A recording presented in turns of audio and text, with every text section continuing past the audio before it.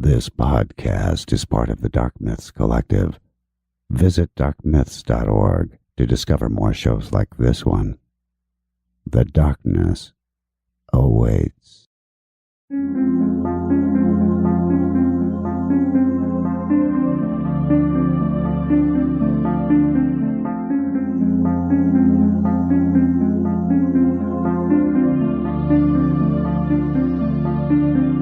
History tells the story of the world and of our lives.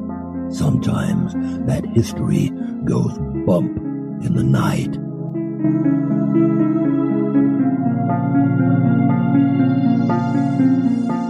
Broadcasting from the center of oddity and the supernatural in Central Florida, it's the History Goes Bump podcast. Hello, you spooktacular people. Welcome to this 287th episode of the History Goes Bump podcast, Ghost Tours for the Theater of the Mind. I am your host, Diane. On this episode, we're going to be doing a location in the haunted city of Salem, Massachusetts. This location is the House of the Seven Gables, and it was suggested by listener Nicole Cardarelli. Obviously, since we're going to be talking about this house, we're going to be talking about the author Nathaniel Hawthorne as well, who wrote the book that has the same title. Before we get into that, I want to welcome into the spooktacular crew Gloria, SD, Stephanie with an IE, Megan, Gary, Jared, Kristen with a CH, Crystal, and Tom. Welcome, everybody. And now, this moment in Oddity.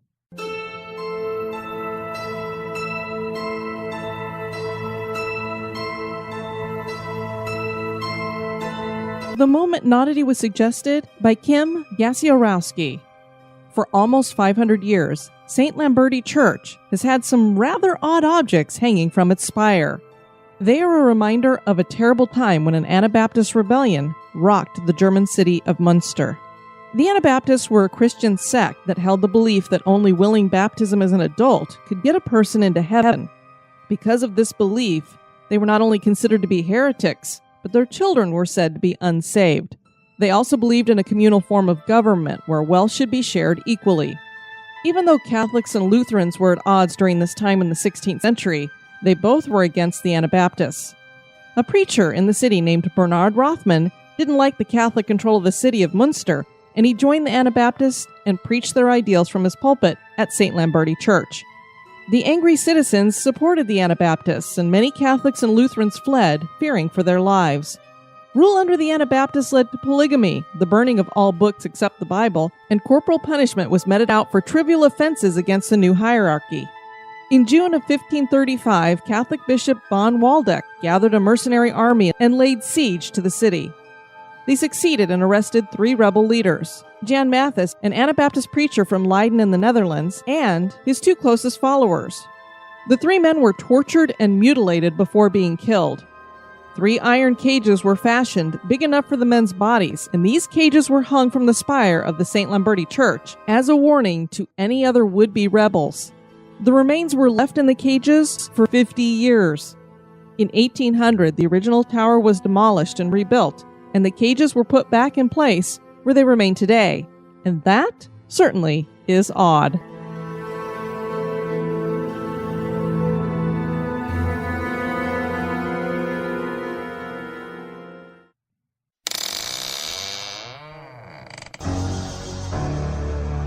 Are you afraid of the dark?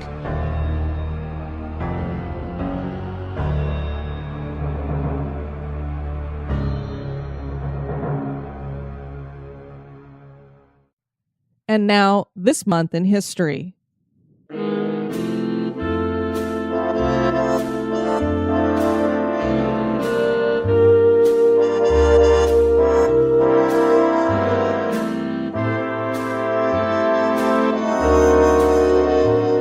In the month of December, on the 10th in 1985, the Unabomber killed his first victim.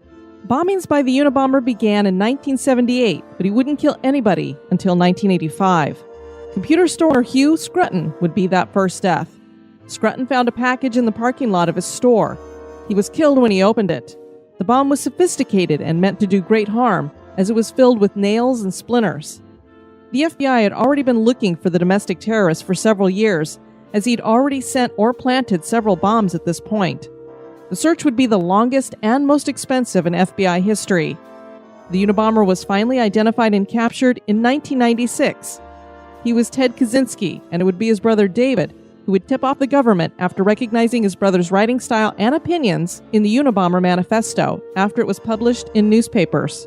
Kaczynski was sentenced to life without parole. In total, he injured 23 people and killed 3. The name Unabomber was created by the FBI and was an acronym created from University and Airline Bomber.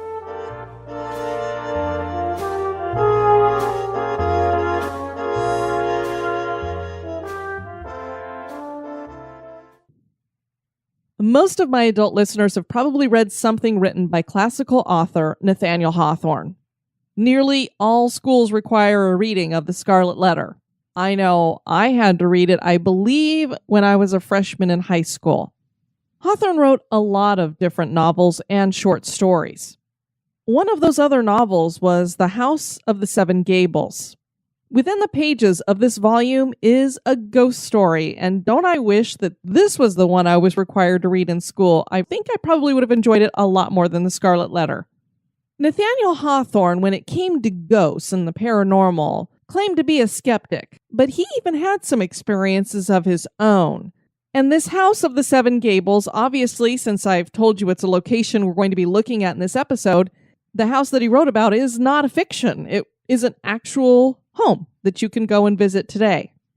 Now, apparently, it's not just the novel or this story about the house that has a haunting involved with it. The house itself is reputedly said to be haunted. Visitors and staff to this now museum claim to have had experiences they cannot explain. Join me as we explore the beliefs of Nathaniel Hawthorne and the history and hauntings of the House of the Seven Gables.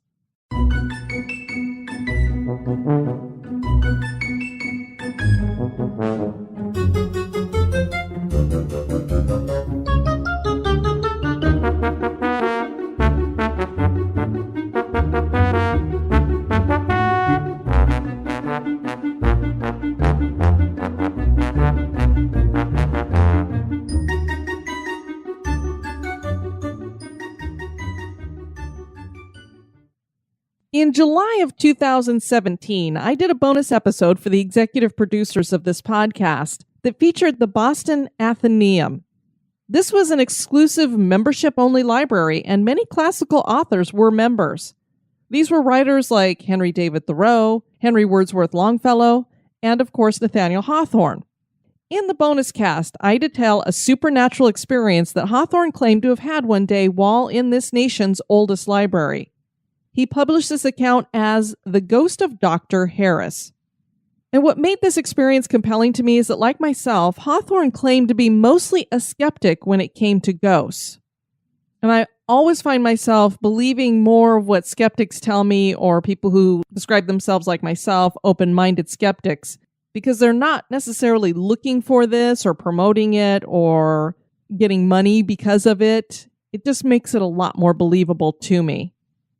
Salem, Massachusetts was home for Nathaniel Hawthorne.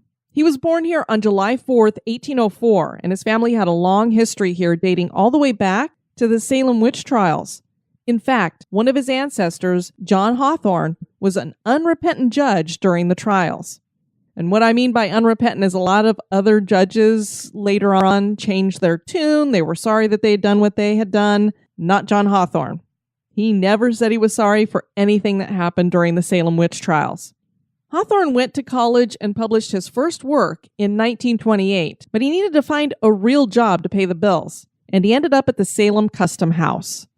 This is another haunted location in Salem. I don't know if he had any experiences there, but I imagine that he had people that worked with him who'd had experiences and might have told him a little bit about it. So he's getting some exposure here to some supernatural stuff. Not only that, he met a man named William Baker Pike here, who was a Swedenborgian spiritualist, and he would discuss with Hawthorne his experiences of communicating with the dead. The author once wrote to Pike that, quote, "I should be very glad that these rappers are, in any one instance, the spirits of the persons whom they profess themselves to be. But though I've talked with those who have had the freest communication, there's always been something that makes me doubt. So basically we can see here, according to Hawthorne's own writing, like most of us, most of you listeners, he was an open-minded skeptic. He would like to believe that these people who are appearing or talking or doing things during seances actually were who they said they were. And keep in mind, we're pretty much in the heart of the Victorian era here, but he just finds it hard to believe. He has a lot of doubt when it comes to it. Now, although he took this stance with his belief about ghosts, it did not prevent him from exploring these themes in his writing. And this brings us to his novel, The House of the Seven Gables. The House of the Seven Gables is a gothic novel that strongly influenced H.P. Lovecraft, one of my favorite authors, so that's really cool to me. Lovecraft said of this work, it is one of New England's greatest contributions to weird literature. The work was published in April 1851 by Ticknor and Fields of Boston and features a story that follows the lives of the Pincian family of New England. The House of the Seven Gables is their ancestral home that was built on land seized from the original owner, who is Matthew Mall. And this was seized by the patriarch of the Pincian family. Mall was accused of witchcraft and hanged, but he called down a curse on the Pincian family before he died. Later on in the book, the patriarch, who I believe was Captain Pincian, ends up dying in a chair in the house. And nobody is sure what caused him to die. It's like he just died sitting there in the chair. And so a lot of them were like, it must be the curse. The tale explores themes dealing with guilt, witchcraft, and the supernatural. Alice Pincian is driven mad by a spell and dies from shame. So this Matthew Mall is said to have put some kind of a spell on her that makes her do, I think, embarrassing type things. And she has so much shame about it that she just dies from the shame. She comes back to haunt the ancestral home because she's died in this way. The spirit of the landowner, Matthew Mall, also haunts the house in the story, probably because he was accused of being a witch and executed for that. Now, while this is all a fiction, the House of the Seven Gables is a real house. And it was actually a place Hawthorne knew well because it belonged to his cousin, Susanna Ingersoll. The home is also known as the Turner Ingersoll Mansion, and perhaps Hawthorne got his inspiration for writing about the house in his novel being haunted because the actual house reputedly was said to be haunted. So let's have a look at this house. I have to tell you, we did not take a tour of this house when we were in Salem, and I'm kicking myself for not doing it because now I wish I had so that I could tell you what it was like to go through it. I've seen pictures of the interior. It is definitely decorated in the Victorian era kind of style. It's decorated according to the novel a lot, not necessarily according to the people who had lived there at one time. The House of the Seven Gables is one of the largest timber-framed mansions in North America, still on its original foundation. And its building dates all the way back to 1668, when it was built for Captain John Turner I. That, to me, is amazing. A timber-framed mansion on its original foundation that was built back in the 1600s. First of all, that would never last here in Florida, but wow, just wow. Very cool. He had purchased the lot here where he builds the home from widow Anne Moore. The Turner family was one of the most successful maritime families in New England. They would influence the future maritime traditions in the colonies, and this was spread into several areas, including trading, fishing, and mercantilism. What one sees today is not the original house in the sense that Captain John Turner I didn't build this house and this is the way it's always been. It's obviously changed through the years. And it started off much smaller. The original part of the house was small, built around a central chimney, and it was described as a 2x2 or 2/2, which makes me believe that this would be 2 rooms on top of 2 rooms, and then this central chimney right down the middle. Makes a lot of sense if you're trying to keep everybody warm. Around 1680, Turner was able to expand the house with 2 additions. One of these additions was the Great Chamber that had high ceilings and large windows. The other addition added a gable to the house and a kitchen lean-to. And when you look at this house, it is really large. There's a lot to it. His son, John Turner II, would inherit the house when he was only 9 years old, as his father died young. So it passed to his mother, but during this time, women really couldn't own anything. So it was really his, but since he was only 9, obviously he couldn't take over ownership of a house, and he's not going to put his mom out. So she was the actual owner of the house, and then later on, he's going to get it. When he was old enough, he decided that he wanted to change the house. He liked the Georgian style, so he added that style to the house. And this would include a lot of wood paneling to the walls of the dining room, parlor, and great chamber. And then all of this wood paneling was painted in the modern palettes of the time. John Turner III would be the final Turner to own the home. After the Revolutionary War, he suffered great business losses and came to a point where he could no longer maintain the home and needed the money from its sale to pay off his debts. So this home had been through 3 generations of the Turner family. Now it's going to be passing on to another family. Captain Samuel Ingersoll was a wealthy ship captain, and he purchased the Turner house in 1782. Ingersoll liked the boxy federal home style that was becoming popular at that time, so he had 4 of the gables removed, as well as the kitchen lean-to. His daughter was Hawthorne's second cousin, who we've already mentioned, Susanna, and she inherited the house when the captain died in 1804. Now, Nathaniel Hawthorne and his cousin Susanna were very, very close, and this is despite the fact that they had a 20-year age difference between them. They actually were not first cousins, they were second cousins. Although, with some of my first cousins, I have almost the same age difference. I'm the eldest in my family, and so when I was graduating from high school, my youngest cousin was born. So we have quite an age difference there. Susanna used to invite him over for meals all the time, so he was in the house on a regular basis. And Susanna, I guess, was a heck of a storyteller, is what I get from some of the stories that I've heard about her. And that's one of the things that he loved to do, is to go to the house and let her regale him with tales. And then I have a feeling he passed some of those tales on in the novels that he wrote. She would talk about the house, she would talk about things going on with the house, the history of the house, and some other things. He also loved the unique look of this house because it had those 7 gables. And it really is a unique house. It's kind of odd because most of us are used to homes that are more rectangular or square in shape, but you've got all of these different gables and parts of the house sticking out in different ways. So it just looks very unique. Susanna died in 1858 and the house passed to her adopted son, Horace Connolly.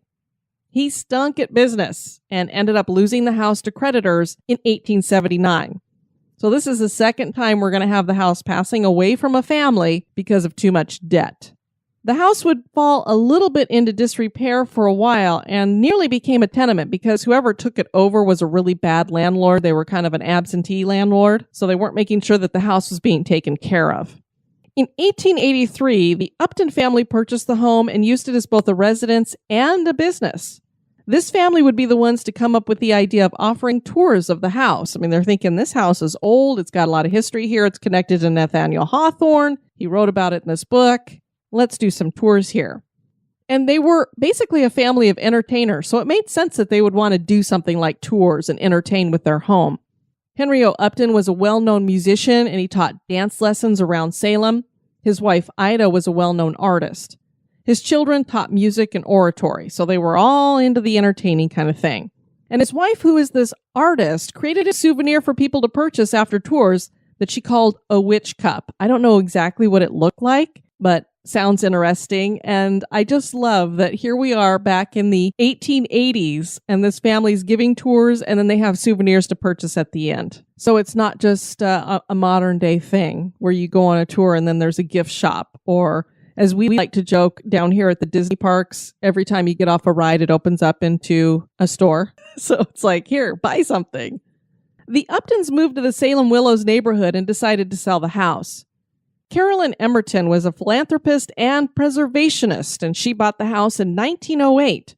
She founded the House of the Seven Gables Settlement Association, which assisted immigrant families settling in Salem.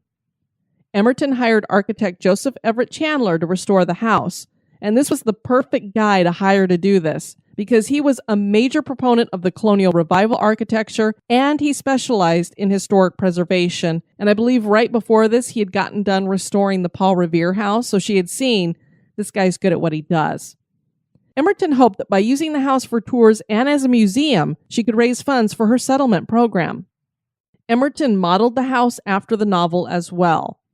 There's a secret stairway that was added at this time, and I believe this is something that was from the novel. It wasn't something that was actually a part of the house. She also later on through the years purchased the Hooper Hathaway house and the retired Beckett house and had them moved to this property, and then eventually Hawthorne's birthplace was moved here too. On this entire property where you've got the house of the Seven Gables, you've got these other homes there as well. So it's kind of like its own little historic park, and tours are run here on a daily basis. So this was a really clever idea for her to purchase this home. She decides to start this settlement association to help out immigrants who were coming in, especially children. So she names her association after the house, and then she's going to use the house to fund this settlement program. And I believe I read that some of the funds still do go to this association. So they've kept that running. Now, I mentioned earlier that staff and visitors all report some kind of unexplained activity in the home. But most of the time, if you take the staff aside and you ask them, they'll be like, nope, not haunted, haven't had any experiences here. I don't know if it's because there really are people who haven't had experiences there that are working there, or if they're told not to talk about it. I don't know. In doing the research here, I saw both people who were positive this is one of the most haunted locations in Salem, and then I saw others that said it was totally debunked. There was no supernatural activity going on here. As I like to do with all the shows, I'm going to leave it to you guys, but I'm going to tell you about some of the stories going on here. And what makes me lean towards that there's probably something going on here is the fact that we have multiple ghosts that they're talking about. It's not just one. Sometimes when I'm looking into a location and they are just mentioning one ghost and there's maybe only a couple people that have had experiences with it, I tend to doubt that a little bit, going, well, maybe it was just, the power of suggestion. Maybe that person themselves is haunted, brought something with them. Who knows? But when you're talking about several ghosts at a location, then I start going, well, maybe something is going on here. The other reason why I kind of lean towards this having something going on is looking at Hawthorne. He is a skeptic, but when he writes a book with this House of the Seven Gables as the site where all this stuff is going on, basically it's the center of his book, and he throws ghosts into the story, I don't know. I mean, this isn't a guy who's really known for that. If we're talking about Charles Dickens, H.P. Lovecraft, M.R. James, then I'm going to say, okay, I understand having ghosts in the story. But when it comes to Nathaniel Hawthorne, I generally don't say, oh yeah, he writes ghost stories. So for him to throw that into this story about a house that he's actually been in, that he knows things about, his cousin Susanna has regaled him with stories, makes me wonder what she told him. Did she tell him some stories about experiences that she had had in the house? Or maybe she'd heard about other people having experiences in the house? It just seems like common sense to me that she probably had experiences or heard stories, shares them with him, and then he writes about the house being haunted. Now, the staff may say that they've had no experiences, but plenty of visitors claim to have seen apparitions or felt something unexplained. There are stories of at least 5 ghosts here. Susanna Ingersoll loved this house, and her spirit still seems to be attached to it. Her full-bodied apparition has been seen in the home. Visitors claim to see her looking at them out of windows when they're touring the gardens. Another ghost is said to be the spirit of a young boy. He resides in the attic and is heard playing up there. There are the sounds of disembodied footsteps and laughter. It was thought that the Turner servants lived in the attic, and it is set up today with a child's rocking chair and sleeping mat. So did one of the servants' children die up there, and that's who this little boy is? Was he a member of one of the other families, a Turner or an Ingersoll, and perhaps he had died in the home and we just don't know anything about that? There's another personal account that claims that Hawthorne's son's spirit has been seen. Lisa from Long Island wrote, I decided to take a tour of the House of the Seven Gables property, also known as the Turner Ingersoll Mansion located at 54 Turner Street. On that property now sits the birth home of American author Nathaniel Hawthorne, which was actually moved from Union Street onto Turner Street. While on the tour, she snapped a photo outside, and in this picture, you can make out what looks like a young boy in the shrubbery. Now, pareidolia. When I looked at this picture, and you can find it if you Google it, I was not able to copy and paste it into the show notes. I don't know. It could just be the way the shrubberies are sitting there or something else going on. I wasn't positive that I was looking at the spirit of a young boy. But there are people who look at it and say, yep, and that sure looks like Nathaniel Hawthorne's son. I believe there's a picture of him in the home, a painting or something, and so that's what they say it looks like. Another spirit said to be haunting this house is a woman who's doing the work of a seamstress. She's seen sewing and walking in the house. Some claim that there's a residual haunting on the secret staircase. The apparition of a black man has been seen going up and down on the stairs. Now, the only issue with this is that the secret staircase is more of a modern thing that has been added to the house. It was added back in 1908, so this is way after slavery's already done with. So how could there be a black man going up and down these stairs? I'm not sure. If people are really seeing this, were there possibly servant stairs in the back of the house there, and this secret staircase has taken its place? So I'm not sure if we have a real apparition going on here, residual, or people just made up a story. I don't know. People also claim that they feel like they're being watched. Now, there are a bunch of portraits in this house, and y'all know how it goes when you've got portraits and you kind of walk to the side of them and the eyes seem to follow you. People claim that the portraits in this house do that to them all the time. Are the tour guides pretending that there's no ghostly activity because they don't want that reputation for the house? With so many different spirits being identified, it would seem that there must be some kind of activity going on. Or is it just that Hawthorne wrote about ghosts and people have projected this into the house? Is the house of the Seven Gables haunted? That is for you to decide. Well, I definitely plan on making it to Salem again one day. I loved that city. It's so fabulous. Especially if you love old cemeteries. There's no place better than to go into the cemeteries in Salem. And I definitely didn't get a chance to see everything that was there to be seen. So definitely have to return there one day. Want to encourage you guys to check out the website at historygoesbump.com. And if you'd like to send me some feedback, you can do that at historygoesbump@gmail.com. And I did get an email from Jan. She said, I enjoyed your Moment in Oddity segment, which was about shepherds on stilts. Since I'm a fiber person, nearly all my time taken up with knitting, spinning, and weaving, it reminded me of pictures I saw of one of these shepherds relaxing on his stilts and knitting while watching his flock. Well, they had to have something to occupy their time. I'm sure that you saw many of the drawings and photos of these amazing shepherds while doing your research, but in case you missed these, I've included a couple of websites.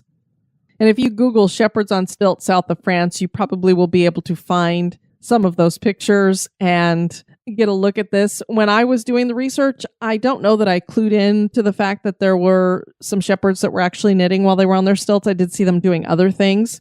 These guys were able to do everything on those stilts. They basically lived their lives on them. I would have never imagined that they'd be out there watching their sheep while knitting, but hey, it works, right? So I thought that was very cool. Thanks for sharing that, Jan.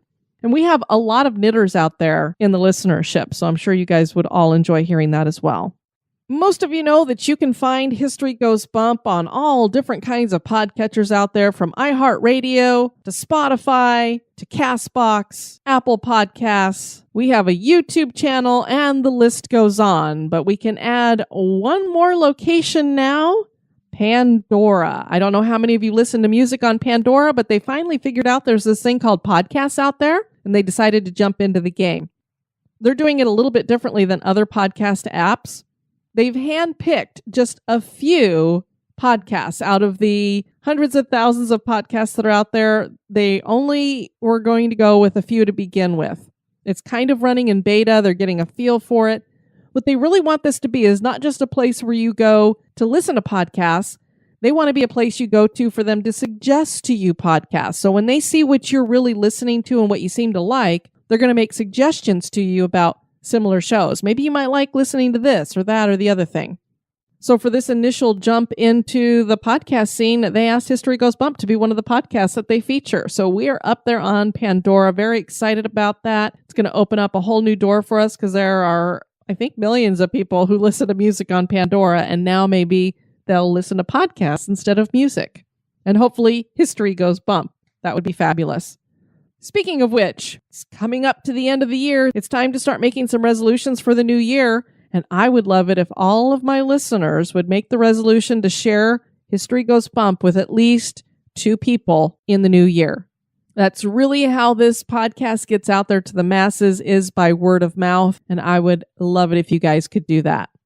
Also, Christmas Eve is coming up, and we always do a live broadcast on that evening. We will be doing that again this year from 8 p.m. to 10 p.m. Eastern Time.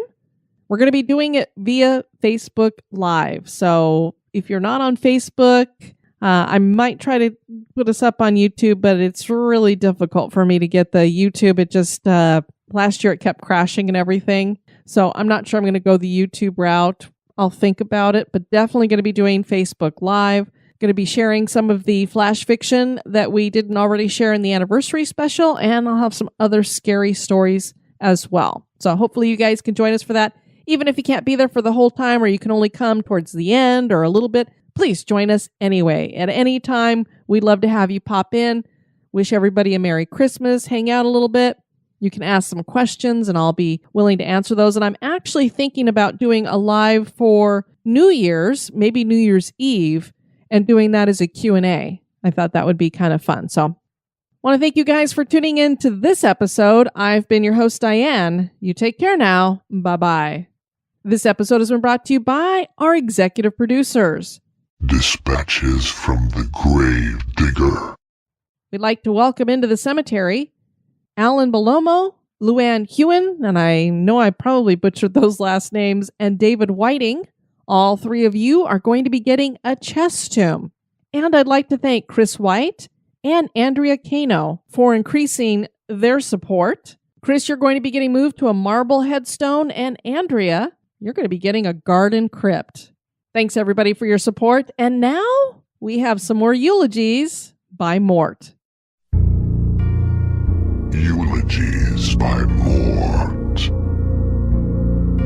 Joanne Lum was a fan of the Gothic and Doctor Who. She'd been a long-time member of the Spooktacular crew. She visited the Winchester Mystery House. Her dirge will be the Blue Danube by Strauss. Nicole Cardarelli had a haunted picture of Poe. Didn't he write something about a crow? Oh wait, a raven was the bird. And now, I can announce Nicole is interred.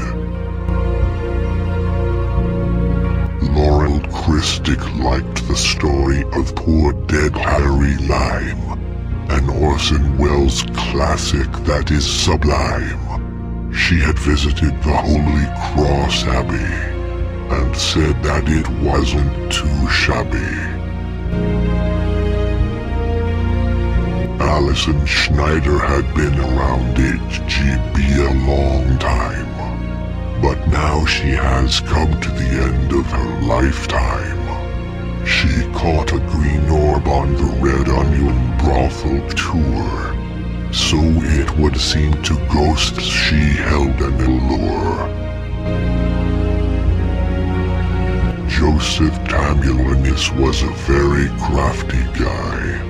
Before he had to go and die, he made some nifty HGB logo coasters. You know, we need some Mort pin-up posters.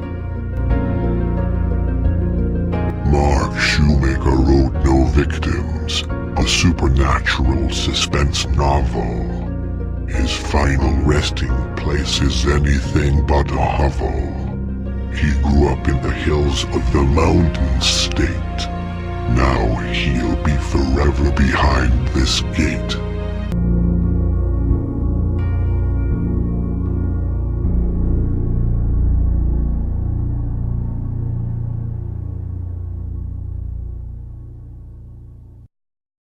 Have a spooky experience that occurred at an historic location? Want to give us feedback or have a suggestion for the show? Share it with us at historygoesbump@gmail.com.